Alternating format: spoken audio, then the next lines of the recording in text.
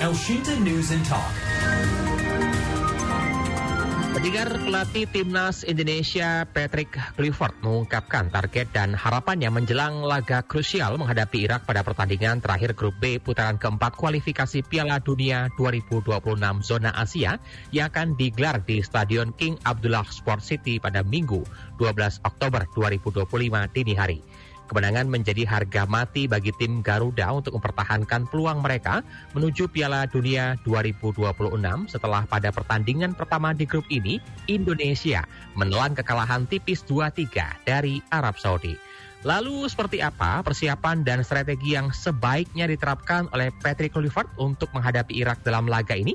Kami akan bahasnya bersama dengan pengamat bola dari Universitas Negeri Surabaya, Rojil Nugroho Bayu Aji. Kualifikasi Piala Dunia 2026 zona Asia putaran keempat.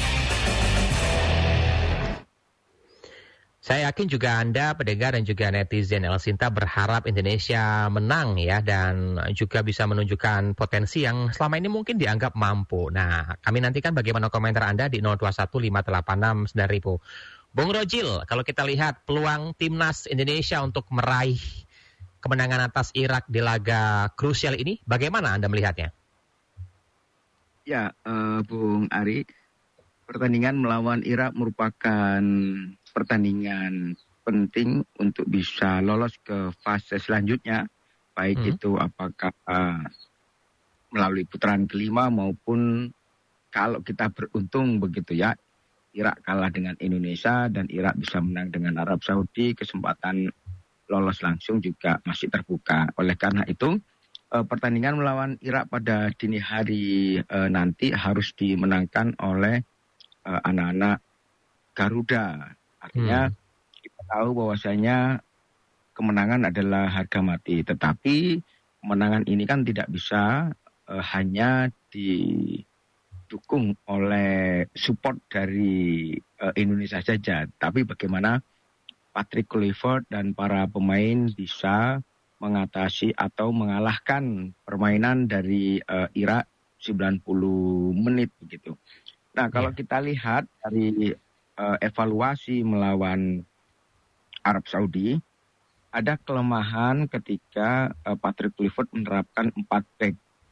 Ya, artinya Kevin Dick, Jai Idjes memang memiliki kapasitas yang baik di tengah sebagai center back, tetapi fullback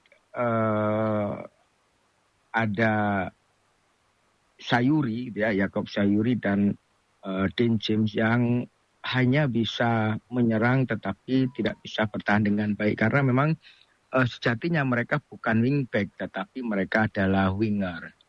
Nah, ini yang kemudian menjadi kelemahan dari back 4 yang diterapkan oleh Patrick Kluivert. Sementara di tengah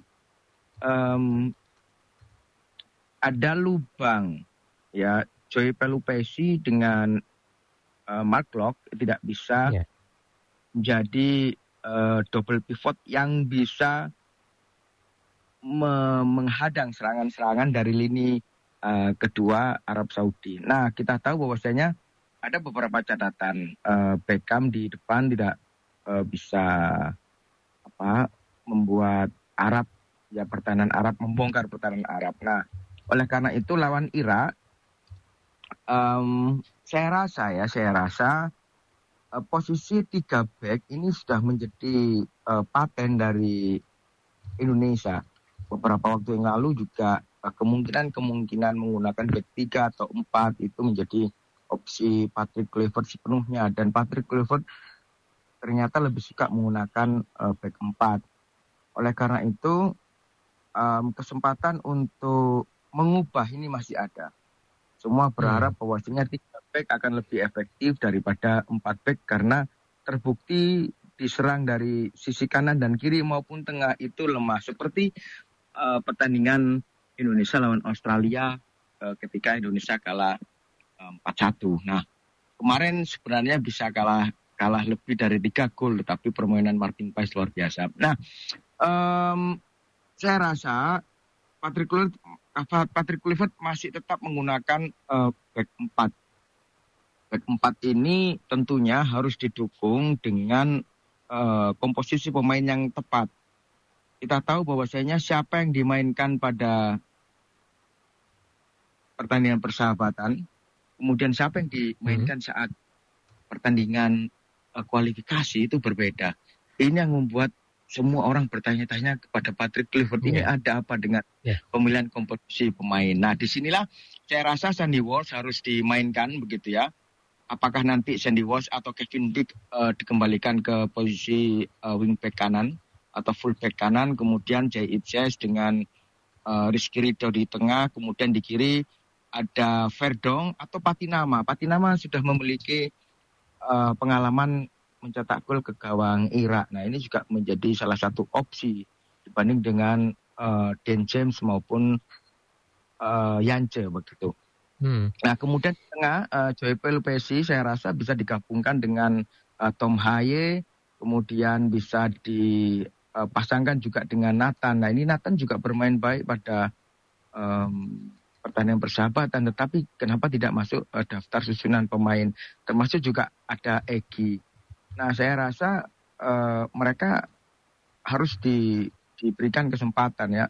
Joey Pelupesi, Tom Haye, kemudian bersama Nathan, atau mungkin bisa juga Ricky Kambuaya, dan di depan Ole saya rasa juga sudah fit kembali, ditopang oleh Ragnar di kiri, dan juga di kanan ada Emiliano yang kemudian memiliki kecepatan.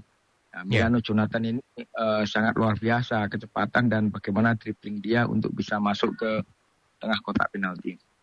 Itu. Iya, Bung Rojil, sebelum kita bincang lebih jauh terkait dengan persiapan melawan Irak ya, pendengar juga masyarakat masih sedikit rasa khawatir ya. Kalau kita lihat juga strategi yang kurang efektif mungkin yang diterapkan oleh Kluivert dalam pertandingan sebelumnya. Apakah bisa dibilang seperti itu?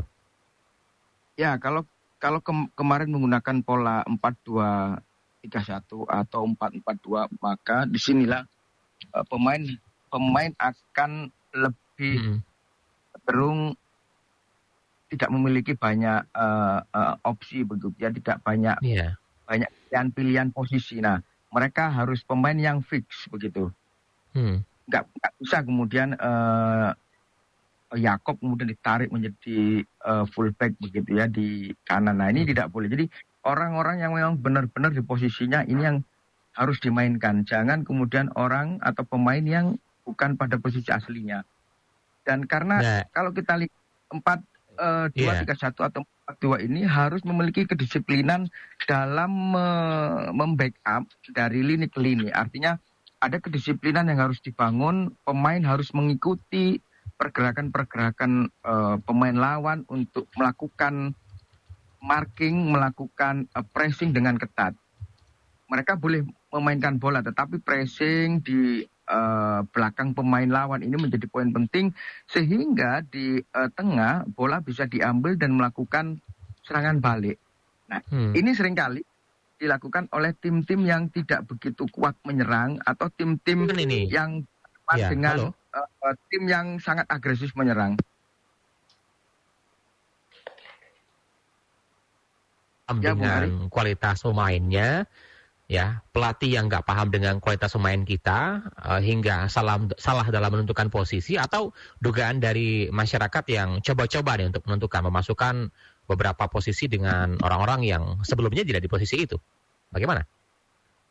Ya, Patrick Kluivert terlalu berani untuk melakukan coba-coba. Saya rasa ada pelatih tim kepelatihan yang kemudian memberikan masukan dan lain sebagainya.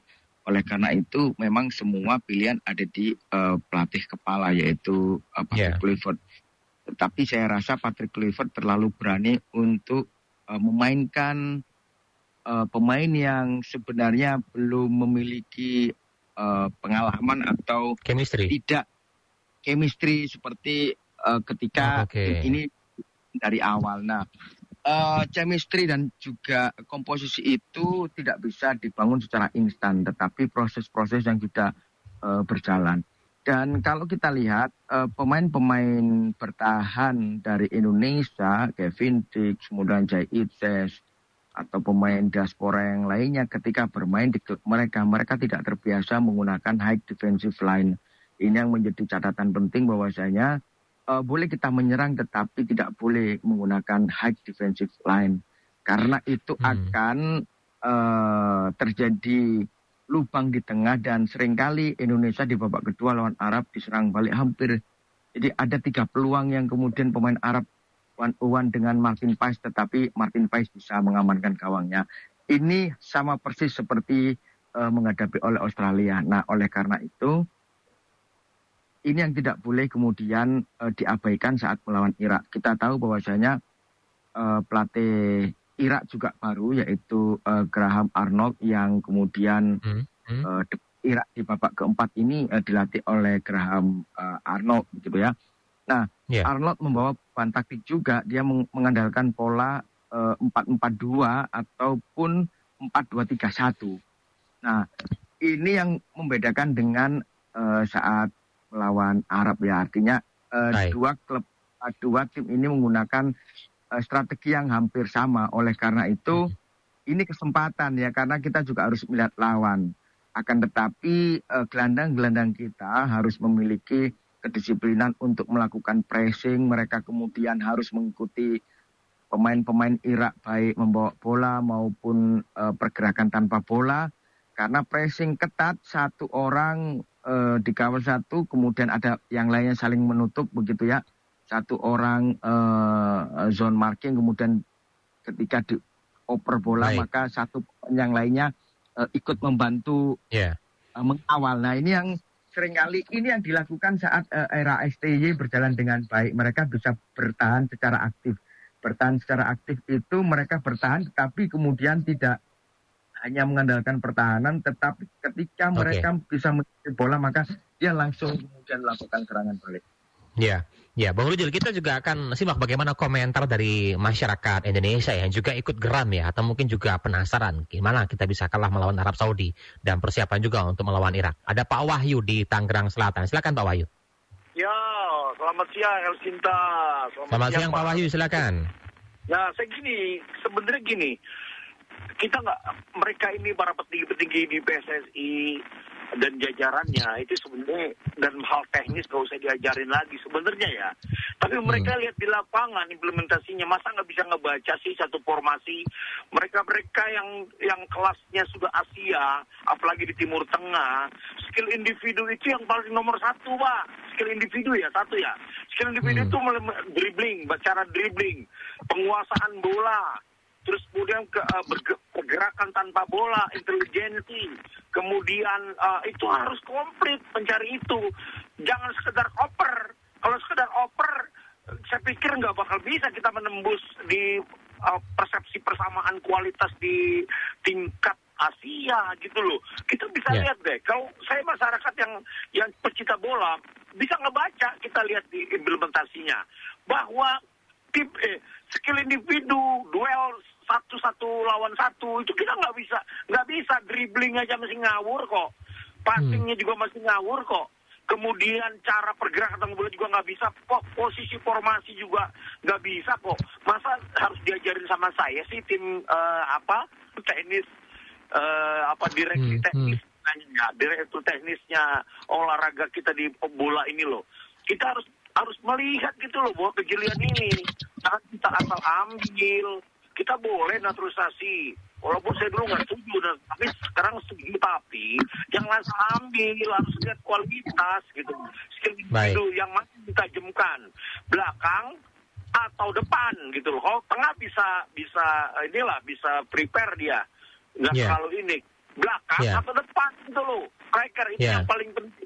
Itu aja menurut saya. Harus dikaji. Pak Wahyu. Artinya ini skill individunya atau memang komposisi pemainnya yang salah letak yang akhirnya mungkin dianggap kurang mumpuni kemarin pertandingan sebelumnya. Kalau menurut Pak Wahyu. Kolektif Pak. Pertama tadi yang saya bilang skill individu. Mereka belum bisa formasi. Itu jadi gini, kekuatan di Asia, terutama Asia Timur, coba lihat deh. Mainnya tuh udah mereka kolektif, skalanya bisa gila. Depan, tengah, belakang itu sama skillnya. Coba lihat deh. Kecuali di Eropa ya, kalau banding Eropa. Ya. Jadi udah misalnya kita bicara Eropa. Asia, kita harus tiru. Jepang, Korsel, Arab Saudi, Irak. Dan semua yang ada di Asia tuh Uzbekistan, itu harus dilihat gitu. Mereka Spartan. Karena mereka Spartan, mereka terengginas mainnya itu. Ya. Oke, makasih. Baik, terima kasih Pak Wahyu ya di Tangsel. Bung Rojil, kita pernah menang melawan Arab Saudi ya. Jika yang apa yang disampaikan oleh Pak Wahyu skill individu ya, kemudian juga chemistry, kemudian susunan pemain. Apa yang sebenarnya harus menjadi evaluasi besar dari pelatih ini, dari Kluivert, agar kira nanti juga bisa menjadi pelajaran penting agar tidak terulang. Bagaimana? Ya, Patrick Kluivert tidak boleh mencoba-coba komposisi pemain yang belum memiliki kesempatan banyak bermain ketika di babak kualifikasi sebelumnya. Kita tahu back tiga antara Hubner, Jai Itzes, dan Rizky Ridho itu sudah pakem mulai dari awal ketemu dengan Irak begitu ya. Kita kalah 2 kali sampai kemudian ketemu terakhir ketika menang melawan Arab, melawan Bahrain itu menggunakan formasi dan komposisi itu. Nah ini yang kemudian ketika persiapan di babak keempat itu diubah, Patrick Kluivert memang pakemnya menggunakan back 4. Ini yang kemudian menjadi sudahlah nggak perlu. Kalaupun masih ngotot, maka seperti yang sudah saya sampaikan analisisnya tadi, kalaupun nanti masih memiliki ya kelegaan hati atau kebesaran hati, pakailah pakem yang sudah terbangun chemistry-nya. Bahkan dari Hubner, beberapa pemain kelihatannya baper dengan unggahan-unggahan yang kemudian muncul begitu kan. Itu menunjukkan bahwasanya ada situasi psikologis yang ada kekecewaan di pemain, meskipun pada akhirnya dari Hubner Justin Hubner itu meminta maaf atas unggahan tersebut, tetapi ini tidak boleh dibiarkan karena hanya sekedar kesalahan dan lain sebagainya, tetapi itu adalah ungkapan kondisi psikologis yang terjadi di dalam tim begitu ya. Saya sepakat dengan Bung Wahyu bahwasanya memang skill individu dan permainan kolektif ini menjadi perhatian dalam proses bagaimana pemilihan pemain ya, naturalisasi maupun dalam proses pemilihan pemain yang akan dimainkan. Saya rasa secara kualitas individu kita memiliki pemain yang hebat ya, artinya Kevin Dix bermain di Liga Eropa, kemudian Verdong bermain di Liga Eropa, Jai Itzes juga di Liga Eropa. Mereka memiliki kesempatan dan mereka bisa menunjukkan sebenarnya kapasitas kualitas secara individual. Tetapi permainan sepak bola itu adalah permainan kolektivitas dan bagaimana komposisi itu disusun dengan formasi yang tepat sesuai dengan kebutuhan tim saat melawan, yang kemudian apakah saat melawan Arab kita harus menggunakan strategi menyerang atau apa. Nah, saya rasa Irak memang tidak lebih kuat daripada Arab Saudi, tetapi Irak memiliki catatan yang baik. Indonesia belum mengalahkan Irak dalam beberapa pertemuan terakhir maupun di babak kualifikasi. Ini menjadi catatan penting. Nah, ada beberapa pemain yang harus dicermati oleh para pemain Indonesia. Yang pertama adalah Aiman Hussein ataupun Muhammad Ali. Ini 2 striker berbahaya. Itu bisa digunakan dalam formasi 4-4-2 maupun 4-2-3-1 begitu ya. Ada Aiman Hussein, ada Muhammad Ali yang memang goal getter dari Irak. Keduanya memiliki ketajaman. Keduanya adalah mesin pencetak dari Irak. Kemudian di tengah ada Osana Rashid, kemudian ada Frans Putros. Satu lagi adalah Ali Jasim. Ali Jasim ini pemain muda, usianya seperti Marcelino Ferdinand begitu ya. Mereka seringkali bertemu baik di senior maupun di U23 ketika Piala Asia kemarin.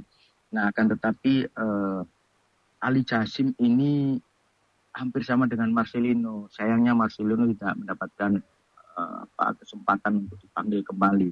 Nah, keempat pemain itu saya rasa yang harus dicermati karena keempat itu motor di tengah maupun di depan dalam proses strategi penyerangan dari Irak.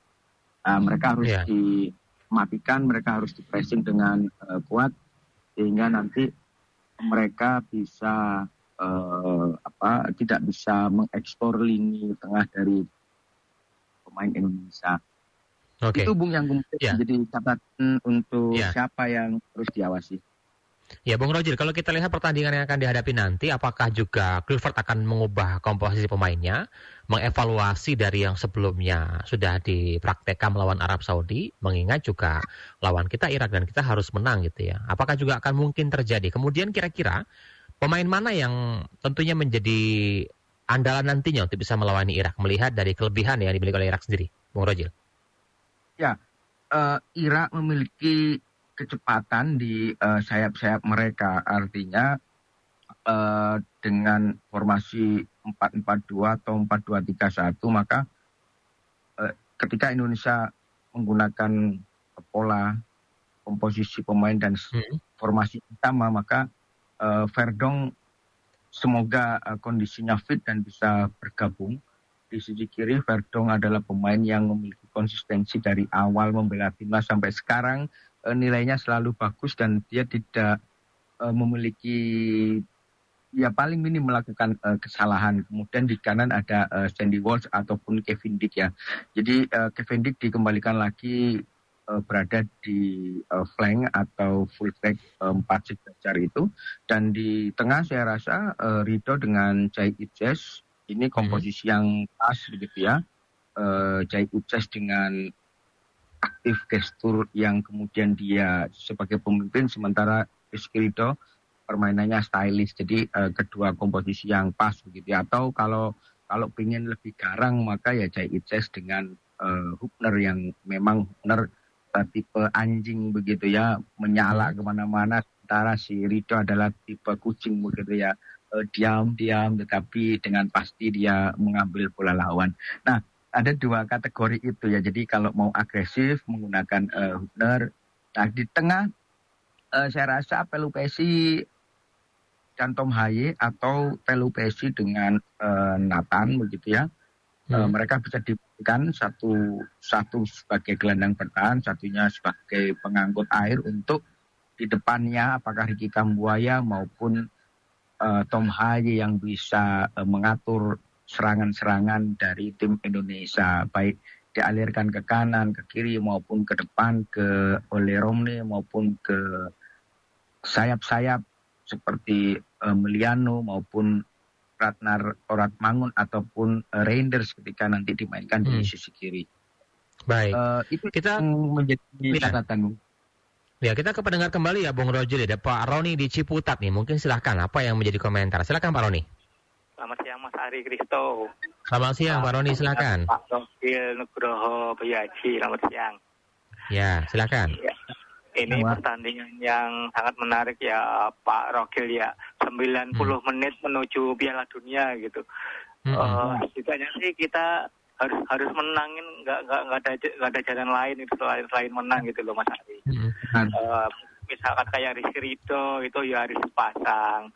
Terus si Ole Romene itu harus dipasang dari menit pertama setidaknya. Terus ada Eki, Ivar Gerer itu juga ya harus pasang full 90 menit gitu Mas Ari. Soalnya nggak ada lain kata menang gitu. Kalau emang belum bisa menang sih ya Patrick Vieira suruh pulang kampung. Nggak ada jalan lain selain menang gitu Mas Ari. Oke. Terima kasih Pak Rocky. Baik. Terima kasih Pak Roni di Ciputat ya. Bung Roger, sebenarnya masyarakat paham apa yang menjadi kekuatan dari timnas kita melihat dari pertandingan-pertandingan sebelumnya ya. Apakah mungkin nanti pemain-pemain yang dianggap mampu untuk bisa berjuang melawan Irak akan diturunkan? Dan timbul pertanyaan juga kalau kita flashback ke pertandingan sebelumnya. Kenapa pada saat turun minum ya seperti Sayuri, Klok ya, ini tidak diganti dengan pemain-pemain yang dianggap mampu, bahkan pergantiannya pun mepet mendekati waktu habis. Wah, ini kan daya serangnya juga tidak maksimal. Bung Roger, silakan. Benar, inilah yang kemudian menjadikan catatan bahwasanya Patrick Kluivert bukan seorang taktisian begitu ya. Taktisiannya Ya, jadi seorang taktisian ini dia harus mampu membaca permainan lawan dan membaca permainan, kemudian menganalisis dan mengevaluasi. Di situ ada asisten-asisten pelatih yang saya rasa memiliki masukan-masukan yang diambil dari analisis ketika melihat pertandingan. Nah, saya juga menyesalkan ketika babak kedua begitu ya. Iya. Yang kemudian diganti di menit ke-85. Seharusnya itu diganti di awal babak kedua begitu ya. Kemudian di James saya rasa juga harus diganti di babak kedua. Karena dia hanya bisa menyerang, kemudian lupa untuk bertahan. Tetapi yang didahulukan adalah mengganti Beckham. Karena Beckham sangat flop permainannya. Nah, dan rasa harusnya yang diganti bukan striker tetapi McClough dan Kapuaya, karena lini tengah ini menjadi krusial. Tetapi yang diganti adalah sayap-sayap dan kemudian striker ini yang saya rasa kurang tepat. Artinya strategi yang salah, strategi yang aneh, sehingga ketika Indonesia tertinggal 3-1 dan kemudian mencoba bangkit ketika Tom Haye masuk, lini tengah sedikit lebih baik. Kemudian ketika Beckham juga ditarik, ya sisi kiri juga lebih bisa melakukan penyerangan ke Arab. Nah, inilah kemudian ternyata Patrick Kluivert tidak bisa membaca permainan, dan dia bukan seorang taktisian yang handal ketika akan melakukan pergantian pemain. Dan ketika melakukan penyerangan dan Indonesia mulai berhasil, akan tetapi Arab sudah nyaman memainkan bola dan dia cenderung untuk mengamankan pertandingan sambil membiarkan Indonesia menyerang, kemudian mereka menyerang balik, dan itu sangat membahayakan. Nah, ini bahayanya di situ. Artinya saya rasa Patrick Kluivert dengan tim pelatih ya, asistennya itu harus lebih bisa menganalisis dan lebih bisa membaca permainan. Siapa yang benar-benar harus dimainkan dan siapa ketika di lapangan tidak bisa berkembang permainannya, maka harus diganti. Tidak ada jalan lain untuk melakukan pergantian lebih cepat, akan lebih baik. Karena beberapa taktisian bahkan mengganti pemain di menit ke-20, menit ke-30 itu sudah wajar, tidak perlu khawatir begitu ya, karena ketika sudah flop sudah diganti, tidak harus nunggu babak kedua gitu. Ya. Bung Rajil, ini mungkin bisa kita bilang beruntung ya, kita mendapatkan wasit yang adil. Bahkan di penghujung babak kedua juga pemain dari Arab Saudi harus diberikan kartu merah. Kita beruntung melawan 10 pemain. Kemudian juga beruntung pula karena kita 2 gol yang tercipta karena penalti ini. Kalau nggak ada penalti nggak bisa dibayangin, mungkin juga 3-0. Nah, saya sambung melalui pertanyaan pendengar melalui pesan WA. Ya, ada dari Pak Anton di Bekasi. Saya suka bola, idola saya Marcelino, tapi kenapa tidak dimainkan? Kemudian ada berikutnya ini ada ada Pak Dinar. Yang jadi persoalan Patrick Kluivert pemilihan pemainnya yang kurang jeli. Pemain yang bagus pada masa ST sebagian tidak dimainkan seperti Marcelino, padahal sudah mencetak 2 gol. Pak Udin di Tangerang, persiapan mental dan kebugaran menjadi kunci agar tetap konsisten sepanjang pertandingan, tapi Irak mempunyai istirahat yang lebih lama daripada timnas. Saya rasa berat untuk Garuda. Kemudian berikutnya dari Pak Dedi, lini tengah Indonesia harus bisa merebut bola, menjaga ritme permainan, dan memutus aliran bola lawan. Pemain kreatif yang bisa cepat bertransisi dari bertahan ke menyerang akan sangat penting. Indonesia wajib menang katanya. Pak Dwi, Irak dikenal dengan permainan fisik dan cepat di lini tengah. Indonesia harus memetakan pemain kunci lawan, pola serangan mereka, dan titik lemah pertahanan mereka. Kemudian dari Pak Doni di Depok, timnas harus koreksi diri terutama pelatih. Irak lawan berat tapi bola tidak kotak, harus menang, pemain jangan dibully. Mereka sudah berjuang seadanya, tapi ini momen besar dan kesempatan. Pelatih jangan blunder terus. Tim Timur Tengah banyak drama, jadi posisi pemain timnas harus diperhatikan pelatih. 2-1 buat timnas. Harapan dari masyarakat masih optimis untuk kemenangan timnas Indonesia. Namun dengan syarat ya, Kluivert juga harus menentukan komposisi yang tepat, kemudian juga bisa memanggil pemain yang dianggap juga mampu untuk melawan Irak, karena nasib kita untuk Piala Dunia, benar apa yang disampaikan oleh Pak Roni tadi, ditentukan 90 menit di tanggal 12 nanti. Bagaimana, Bung?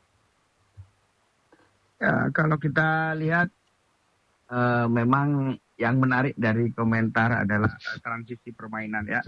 Transisi permainan menjadi poin penting. Jadi ketika Indonesia melakukan penyerangan dan kemudian ketika diserang balik ini harus ngapain?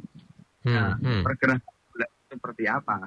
Begitu ya. Karena transisi dari menyerang kemudian bertahan, dari bertahan dan menyerang, Patrick Kluivert tidak sebagus STY begitu ya, karena ketika pasukan STY memiliki kesempatan untuk melakukan penyerangan, maka kemudian dia bisa melakukan penyerangan dengan baik dan ketika diserang bisa langsung bertahan dengan baik. Nah, kuncinya ada di lini tengah ya. Joy Pelupesi memang luar biasa, dia di tengah memiliki ketenangan dan dia seringkali menjadi pemutus serangan lawan. Nah, sebenarnya yang memiliki kecerdasan untuk bisa menghentikan lawan baik secara tanpa pelanggaran dan bahkan membuat pelanggaran dikit-dikit tetapi tidak krusial, tidak mendapatkan kartu kuning adalah Ivar Jenner. Kita tahu bahwasanya Ivar Jenner adalah gelandang box to box dan juga bisa menjadi gelandang bertahan yang dimainkan saat menghadapi Arab Saudi. Dan dia bermain dengan bagus begitu, tetapi tidak dipanggil oleh Patrick Kluivert sama seperti Marcelo Ferdinand.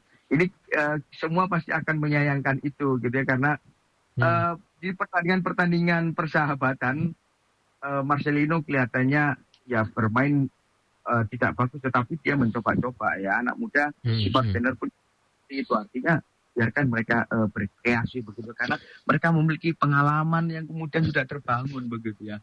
Kenapa yang dimainkan pemain yang notabene tidak memiliki pengalaman kuat dan saya rasa Mark Locke juga tidak boleh dimainkan saat melawan Irak gitu ya, karena sudah memiliki pengalaman kalah begitu ya dengan Irak begitu di kualifikasi awal gitu, menunjukkan bahwasanya menunjukkan levelnya belum sampai di sana, atau memang ketika bertemu dengan orang-orang atau tim-tim Arab dia tidak bisa mengeluarkan kemampuan terbaiknya. Maka pemain-pemain seperti Nathan yang sudah seringkali bertemu dan bermain bagus, kemudian Pelupesi, Haye harus dimainkan pada malam hari ini. Baik, itu harapan dari kita bersama, tinggal kita lihat bagaimana strategi yang disiapkan oleh Kluivert ya. Apakah nanti mampu untuk bisa menghadapi dan juga menaklukkan Irak? Jika tidak, ini apa yang disampaikan oleh pendengar kami tadi, Pak Wahyu ya, mungkin Kluivert harus pulang kampung ya, menjadi evaluasi juga oleh PSSI. Baik, terima kasih Bung Rojul sudah bersama El Sinta ya. Semoga harapan kita menang untuk timnas Indonesia nanti melawan Irak ya. Semoga bisa mendapatkan 3 poin dan kemudian di pertandingan terakhir Irak bisa mengalahkan Arab. Baik Bung, terima kasih Bung ya. Salam olahraga Bung Rajil. Salam olahraga Bung Ari. Baik, pendengar pengamat bola dari Universitas Negeri Surabaya, Rojil Nugroho Bayu Aji.